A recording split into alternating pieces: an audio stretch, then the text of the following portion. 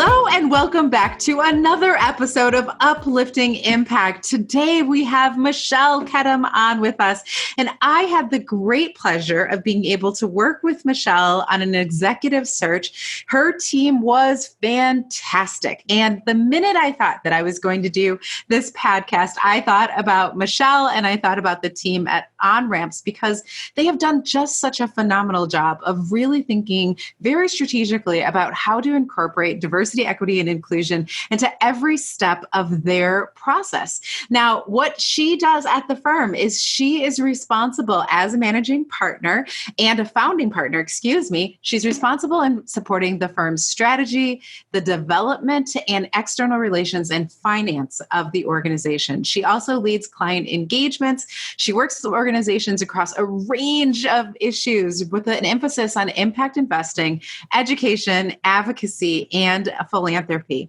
Now, if you are wondering what somebody does before this, basically it's everything, because she worked in so many other different places. She worked before co-founding OnRamps. She worked in finance at Time Inc. She also worked at Deutsche Bank, and she went to school at Columbia Business School and also Columbia University's Teachers College for her master's.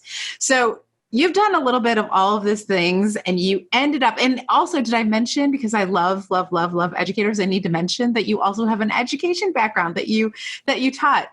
So how did you end up doing all of this and then ending, really and working right now at OnRamps and starting it? It's such an interesting question. So I always joke that, nobody should look at the first 5 years of somebody's resume and accuse them of being job hoppy. Because most people need to try a number of things before they end up in whatever their career path is. And so I grew up, I loved school. I thought I wanted to be a teacher. I thought I loved students. I loved learning. I loved classrooms. But once I got on the other side of the table, it just wasn't the job I thought it would be. Mm-hmm. And it was a little bureaucratic and hierarchical. So I decided I wanted to be an entrepreneur, and I didn't know why. That was the opposite of teaching. I tried to do a number of different things. I worked on Wall Street because that seemed worth trying, didn't work out. Went to business school because that's the best way to get a do-over. And then I did a management rotation program at Time Inc. and saw a little bit more of the business. And finally, that culminated in ultimately my deciding I wanted to go into business for myself. And when I decided that I didn't know what the business would be, but I met up with my two partners and they were starting a search firm. And I said, great, I've always wanted to do mission-driven work. Can I do the mission-driven part of the search firm? And they said, sure. 2 years in, all three of us were doing the mission-driven part of the search firm. And that's all there is to OnRamps at this point. That's we amazing. Love the work. We love the meaning. And I've been just so fortunate to get to work with the clients I've gotten to work with. That's awesome. So I'm a big fan of OnRamps, and I know the company really well, but can you explain to our audience what it is you focus on? So we do largely recruiting, also some consulting as it relates to recruiting for mission-driven organizations. Typically that means nonprofits, but not all nonprofits are mission-driven. Not all missions are ones that resonate with us. So think about it. We care about social justice. We care about education. We care about work that makes people's lives better. And we help them find the right people to put in the right jobs so that they can succeed. Amazing. Amazing. So if you're looking for a firm or you're in the process, I cannot recommend them high enough. They really are an excellent group of people. And what I said at the beginning here was, that I really appreciated how you incorporated DEI into your work. So can you just talk a little bit about how you got there, what that process looked like for you, and sort of some of the steps that you took as an organization that's doing these searches for other large organizations? Yeah. So I would say, like most businesses, we launched sort of right in the early Obama years, and we thought diversity, equity, and inclusion were nice and we were all for it, but I don't think we were as systematic, proactive, focused, engaged as anybody needs to be to really have an impact. About 5 to 7 years ago, we started asking ourselves some hard questions about how do we center this in our work? I think if you're doing nothing, you're actually upholding the legacy systems that actually are the oppressive systems that got us to where we are. And if you believe that doing nothing is actually being oppressive, then it's incumbent on you to ask, what should we do and how will we decide what to do? First step, we brought in a consultant and we began the conversation around creating shared language and shared frameworks. It seems so basic, but it's fundamental is a better word than basic. What does this mean to us? What is diversity? Why is diversity important to us? We created a document called the Mission-Driven Rationale. Why is diversity fundamental to our mission? It's not just because diversity is nice, but because we think the world cannot change into the world we want it to be until there's representation at the highest levels of so many, everybody from every identity group. I wish I could give you like snaps right now. Please, snaps. Okay, please. Sorry to interrupt you. No, and then equally as important is you get better team performance when you don't have groupthink, when you don't have all the same kind of people sitting in the room thinking the same thing as one another. Who asks the hard questions? Who asks what they think is an easy question that turns out to be a hard question?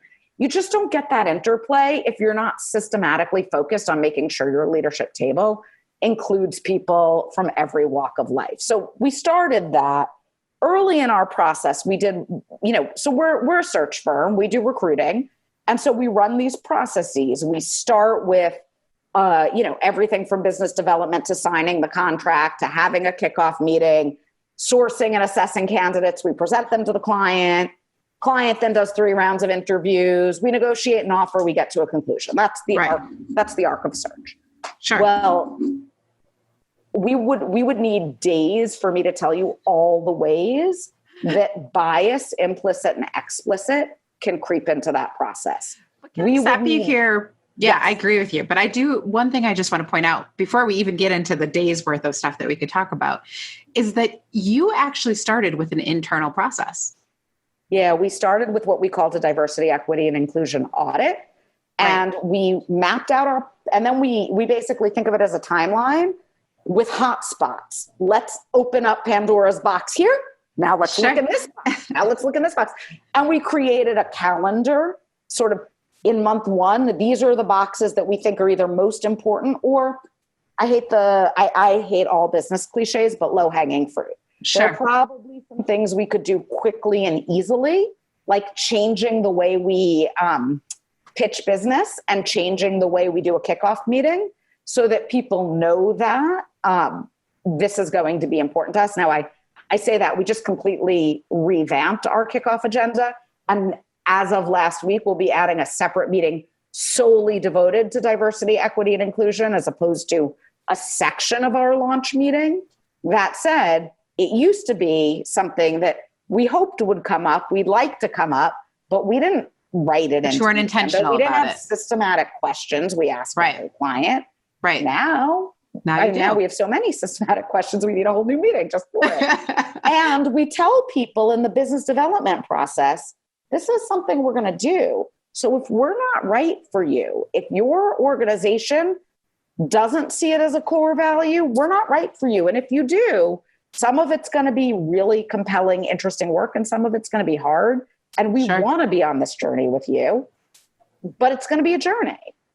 So I just wanted to point that out, though, because I think a lot of times, when we talk to people and we talk about what their activities might be or where they might be headed, a lot of them will start with all of these external things, right? Well, this is that and that, but they don't start with the internal things, and then they're confused. Like, well, why didn't it work? We said we were going to change this, and we said we were going to do this, and we pushed out this, and we requested this, or we told our team this, but they don't take that moment for that internal audit. So I just didn't mean to take you away from some, because I would like to get into some of the things that after you did the audit, because there are things that you've done that are in other people's boxes, right? That you discovered in your box that are in other people's boxes because you're interfacing with them. So tell us about some of the strategies that you've used or that you've changed, thinking about how you go about this work and really source and bring in a great candidate slate. Yeah. So I think one of the things we started doing was looking at all our externally facing documents for potentially problematic language. So it's becoming increasingly normalized to use third person plural they when talking about a first person. But job descriptions used to be either he or he/she, which would call out how inclusive we're being, but the default was a man. We rewrote all our job descriptions. They now use the word they. It is, very important to us. That's a good example of easy, low-hanging fruit. We also, at the beginning of every search, I don't know how much people know about search, but there's a research team that looks at, let's say you're looking for a CFO. You're looking at all of the CFOs for nonprofits, maybe in a geographic region. The first thing we're going to do is we're going to do that research, but we're going to layer on keyword identifiers that we call credible cues that somebody identifies as a person of color. So we're going to look at, might this person have attended a historically Black college or university? Might this person have joined a professional, the National Association for Black Accountants? Might this person have participated in a historically Black sorority or fraternity, one of the Divine Nine? And these are ways that we think it's likely, if we don't proactively take these steps in our outbound research early in the process, we're not going to get a diverse slate because, again, doing nothing upholds the oppressive systems that fed us through our youth. So we're really mindful. So we're changing the job description to take out any language that might be coded as don't apply. Yeah. You're not welcome. Coded as, sort of grounded in historically, when you start talking about different degrees, advanced degrees, all these sort of things. It's not so much that you don't want someone with an advanced degree, but there's a certain kind of person who doesn't have an advanced degree and will apply anyway. And someone who doesn't have an advanced degree and will think this isn't for me. Right. And so if you take that out, now you're equally welcoming to everybody. And that's been interesting for me, right? So who reads a document and decides this speaks to me or this doesn't? Who are we proactively reaching out to to create a diverse body? And then once we have a candidate pool, have we asked ourselves, who's interviewing them? And are we making sure that this slate is balanced by all the factors, race, gender? I'm going to pause. It also matters what your mission is. If you are, for instance, an internationally focused organization, then it is really important that your interview panel is diverse by nationality. Absolutely. If you are an organization that is focused on LGBTQ plus rights or services, it's really important that your slate is diverse by gender and sexual identity.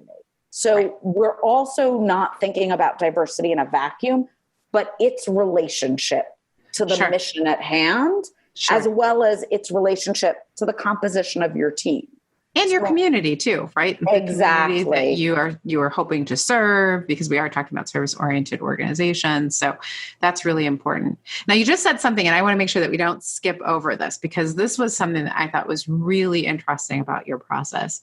As part of your research, you also went into the organizations that you support and the organizations that you're working for, and you talk to people and kind of get a sense of whether or not, and I love this, whether or not the organization is ready to handle a diverse candidate pool.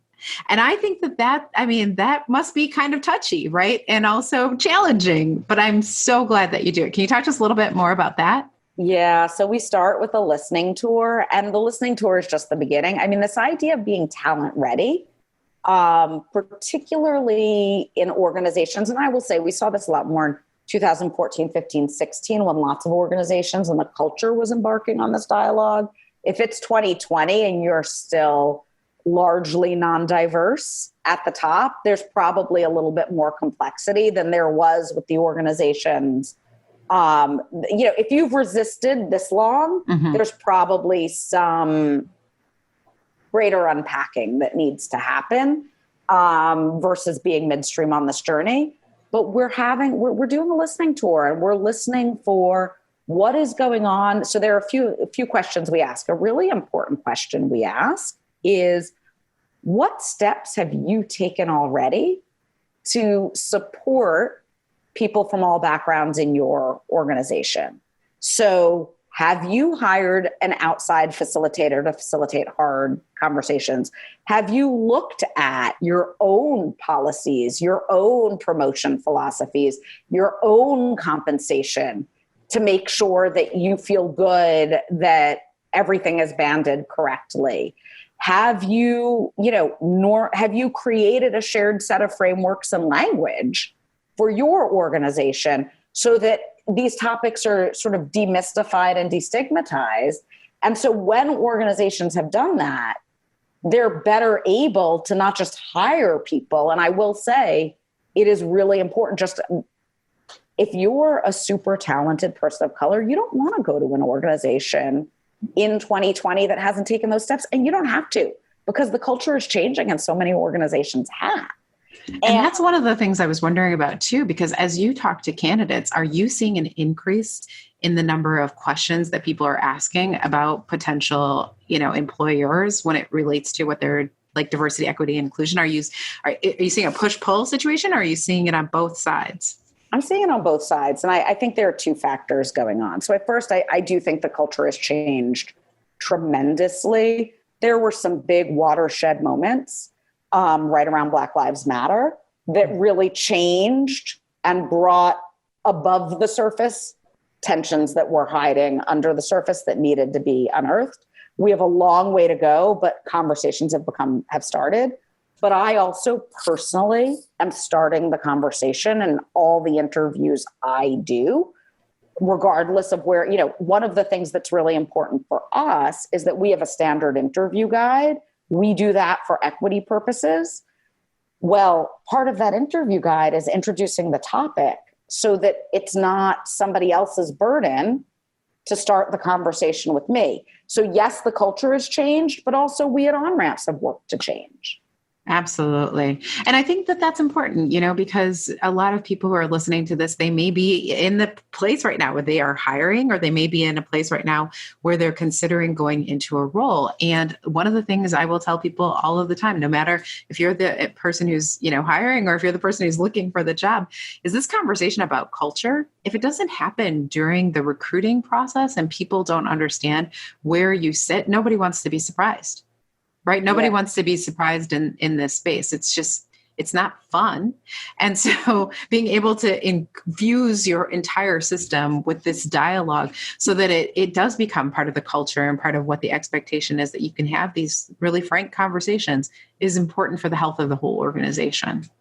And I'll also say, for the organizations that are really centering this, and this is a place where the nonprofit sector, mission-driven organizations, actually, there's this antiquated, cute baby nonprofit should learn from the private sector. I actually think the private sector could learn from the nonprofit sector here because of the nature of our work. Mm-hmm. We've centered this dialogue.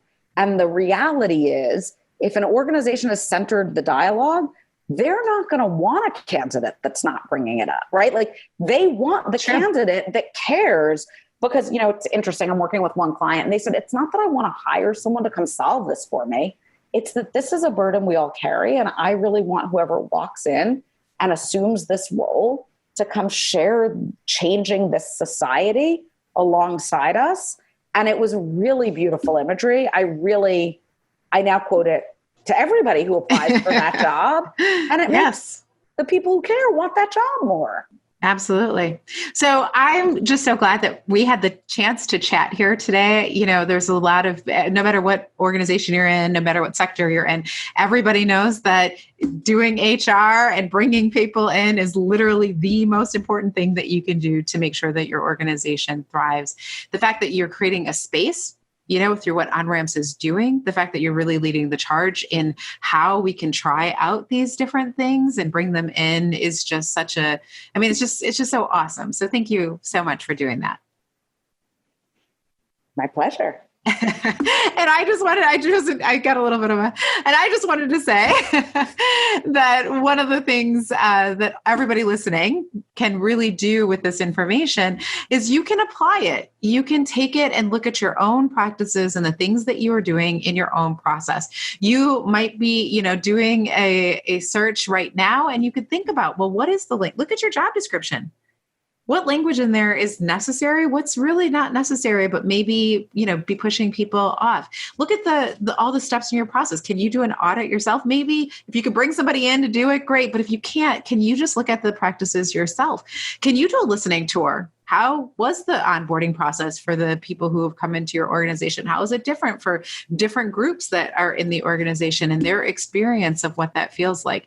These are all questions that as leaders, we really have to own. And I love what you just ended with, this idea that, the greatest leaders, the ones who people want to hire, are the ones who are elevating this conversation to the top. They're not waiting for it. They understand that it's critical in their jobs. So I am so grateful that we got a chance to chat, Michelle. It's always so wonderful to be able to talk to you. If people wanted to connect with you or OnRamps or want to hire you because of all the wonderful things that you're doing, what's the best way to do that? Well, we're active on social media, so definitely you can find us there. If you come to our website, there's a little contact form, and obviously people can find me, email and ask for me specifically, but ask for any of us, because none of it matters if you don't make it organization wide. So you're not going to get a greater commitment from me than any of my colleagues. In fact, I've learned so much from my colleagues. I would be totally remiss if I didn't shout out that A, I, like everyone in this nation, is still on a learning journey. And B, I'm learning so much from my colleagues every day. So reach out to us on social media or find us on our website. Awesome. We'll make sure that we put all that information in the show notes. For those of you who have had the opportunity to listen or to watch today, just want to say thank you so much. We hope that you continue to follow us here at Uplifting Impact. We do believe that if you are having this conversation and you are including these practices in your work, you are going to create a more diverse, equitable, and inclusive world. And that is absolutely what we need in order to thrive. Take care.